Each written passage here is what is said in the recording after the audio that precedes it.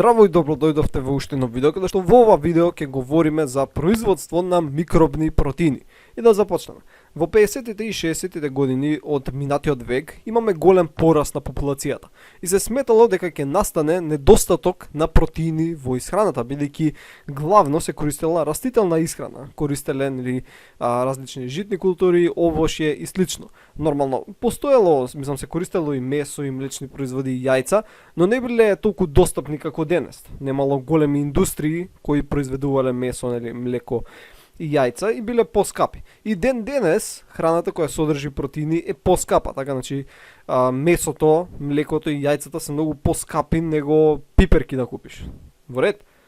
Дури растителната храна која содржи висока количина на концентрација на протеини е скапа, така бадеми, лешници, ореви и слично. Сега има исклучок, например кикириките и сончогледот, но главно храната која содржи повеќе протеини е поскапа храна.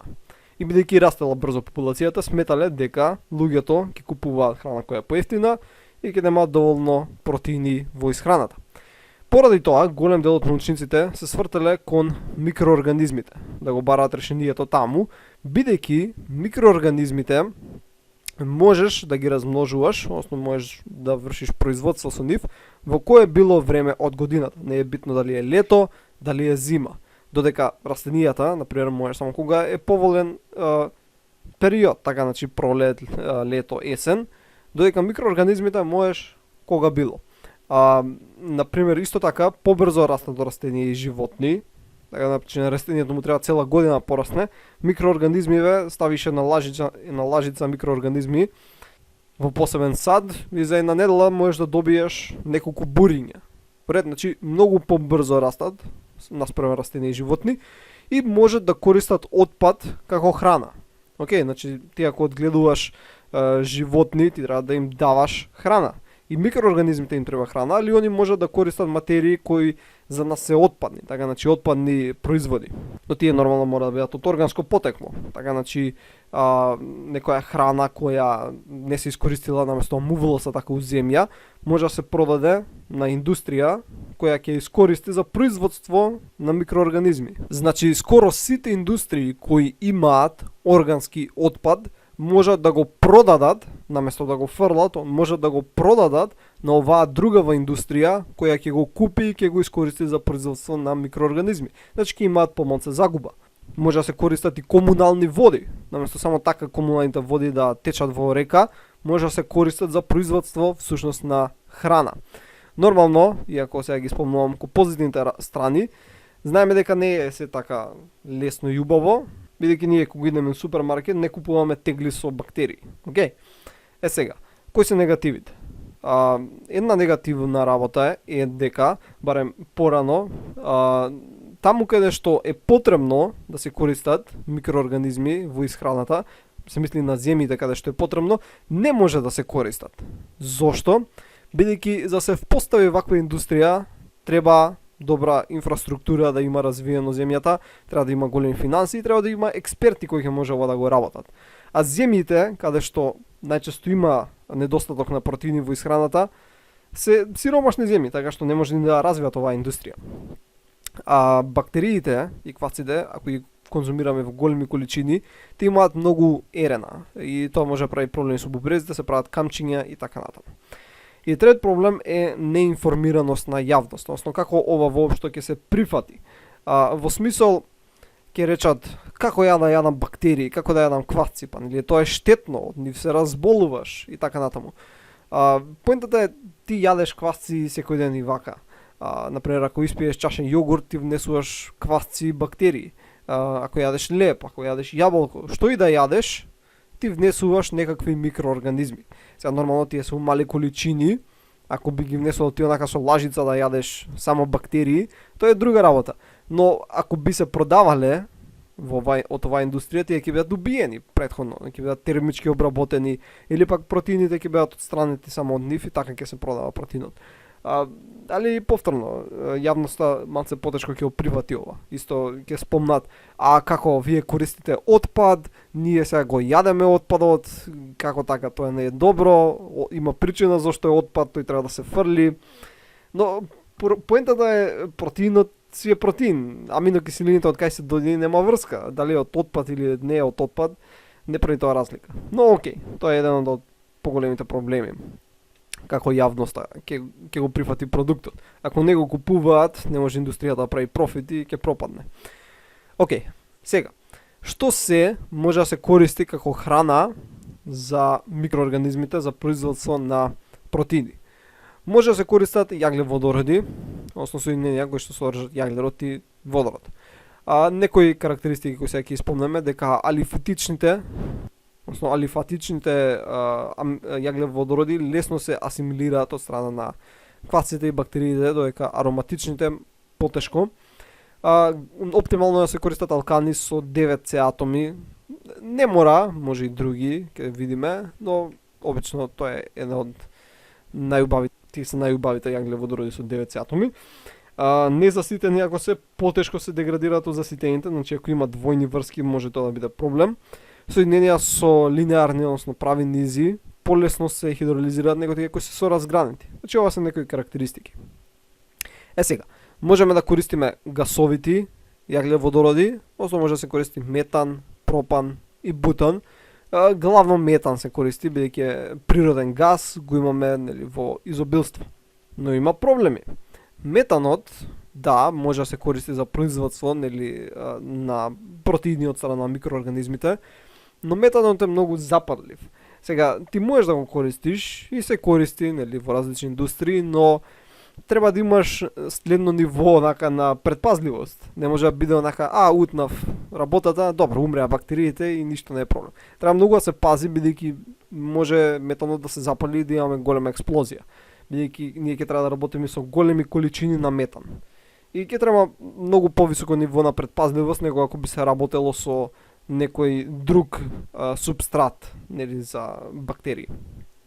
Тоа е еден проблем. Друг проблем е да кога се искористува метанот, се произведува метанол кој голем дел од бактериите и кваците ги убива. И затоа се прават еден вид култури кои се мешани, така што метанолот сега ќе биде искористен од друга бактерија, се добива соединение X. Соединение X е искористено од друга бактерија, се добива Y. И Y е сега не е штетна материја и може да се отстрани или пак не им пречи воопшто на бактериите. Значи се ставаат мешани култури од повеќе микроорганизми, каде што секој микроорганизам ќе го користи продуктот од некој претходен микроорганизам. Вред од метаболизмот на некој претходен. Така што да не умираат во самите продукти кои ги создаваат. Може да се користат течни јаглеводороди, главно се користи сурова нафта и од неја се произведуваат обично витамини и липиди, но може да се користи и за протеини. Нормално зависи од кај се вади нафтата, има различен процент на јаглеводороди, но главно е од 90 до 95. Се користи дизел, нафтен газ, мазут и јаглеводороди со различен број на С атоми. Друго, може да се користат алкохоли. Може да се користи метанол, кој за нас е токсичен, значи ние не го користиме. Така што ако има метанол од некоја индустрија, може да се искористи за производство на протеини. Тоа е многу растворлив во вода, што е окей, така треба да биде, а не да прави слоеви, зашто ако направи слој гори стои само на површината, не може да го искористат микроорганизмите. Но се раствара, тоа е добра работа. Има опасност од експлозија, но е поминимална во однос на метанот. Метанот е многу подзапалив. Може да биде лесно прочистен, окей, метанолот. Бара помалку кислород од метанот. Ако бара помалку кислород, значи малце топлина се ослободува и затоа треба помалце да се лади. Окей, ако треба помалце да се лади, помалце трошиш на ресурси. И да не се користи од страна на многу организми. И ова е битно скоро за сите субстрати кои се користат, бидејќи кога користиш одредена бактерија или квасец, која сакаш да размножиш, не сакаш да имаш други контаминанти. Така што ако само твојата бактерија го користи тој субстрат, тоа е супер. Океј, зашто знаеш дека нема други микроорганизми да почнат да се размножуваат исто така. И тоа е добро. Метанолот не е искористен од страна на многу микроорганизми, така што лесно можеш да контролираш контаминација. Може да се користи и етанол, но и етанолот ги има истите карактеристики како метанолот, со една разлика, да е поскап. Океј, значи етанолот е многу поскап, така што не се исплати баш да се користи. Инаку овдека имаме примери некои за некои компании кои користат микроорганизми, така што отпадот наместо го фрлаат, можат повторно да го искористат. Нестле, така, она сигурно има органски отпад, наместо го фрли само отпадот, си го препраќа во друг дел од сопствената компанија која ќе го преработи отпадот и ќе го искористи. Имаме некоја Exxon, американска нафтена компанија, и она сигурно остатоци од нафтата кои не може да се користат, ги препраќа да бидат искористени од микроорганизми. Имаме други видови на отпад кои може да се користат за производство на протеини. Имаме скробен отпад. Нормално го сретнуваме во голем број индустрии, прехрамбени, например индустрија за ориз и компир. Оризот и компирот имаат многу високи содржини на скроб, тоа е сложен шекер. И они сигурно имаат многу и отпад. Така, некои компири скапале, вака, така, не биле искористени, не биле купени, никој не ги купува. Има љушпи од компири, некои делови од растенијето, дршки и така натаму. Се тоа може да се препрати и да биде искористено. И овдека повторно имаме пример од мешани култури. Така да стават еден квасец кој го разградува скробот до глукоза, потоа друг квасец го користи, ја користи таа глукоза за растење. Океј, значи едниот прави едно, другиот го користи продуктот од првиот и така може да функционираат подобро. Имаме млечен отпад, главо се користи сирутка од индустријата кај што се произведува сирење и тоа е течност богата со лактоза. Може се регулира колку е концентрацијата со разредување, но битно е дека има лактоза. Тоа е шекер, може да се користи квасец, Saccharomyces fragilis, се одгледува така што се добива високо квалитетен квасец за јадење. Едноставно, ова суритката е всушност го отстрануваат протеинот од нејзе, затоа викам дека е богата со лактоза, иначе знаете тоа е ко whey протеин. Имаме отпадоци од хемиската индустрија, не мора да бидат стриктно од органско потекло, али треба да содржат извори на јаглерод и да немаат некои други штетни материи во нив. Други супстрати меласа, нуспроизвод од шекерната индустрија, од добро позната суровина. Меласа се користи отпад од кафе, од кокос и така натаму. Значи гледате колку ова има се потенцијал. Од секаква органска индустрија ти можеш да го користиш отпадот за производство.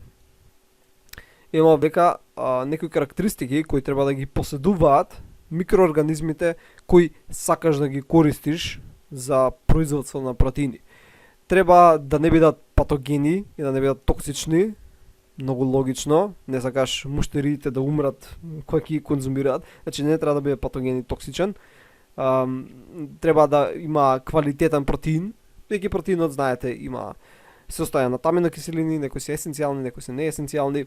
Што повеќе есенцијални аминокиселини има, тоа е поквалитетен протеинот. Океј. Зашто неесенцијалните и сами можеме да си ги произведеме во организмот, така што не се толку битни. Трета карактеристика е да протеинот или квасецот или бактериите кои може да се користат целосни треба да бидат добро дигестабилни и да имаат добар вкус, така органолептички, арома, вкус. Џабе ако се добри, ако имаат гаден вкус, нема никој да ги користи. Треба да растат брзо микроорганизмите и во лесно достапен и ефтин медиум. И под да имаат адаптибилност во невообичаена животна средина. Например, етанол. Етанол знаеме дека треба да се користи за стерилизација, но има некои кои можат да живеат во етанол. Океј. И за крај ќе спомнеме дека може да се користат автотрофни микроорганизми. Односно, не мора да користиме никаков отпад, не мораме да додаваме никаков субстрат за исхрана. Него субстратот всушност ќе биде од воздухот ќе доаѓа, CO2. Океј, како растенија.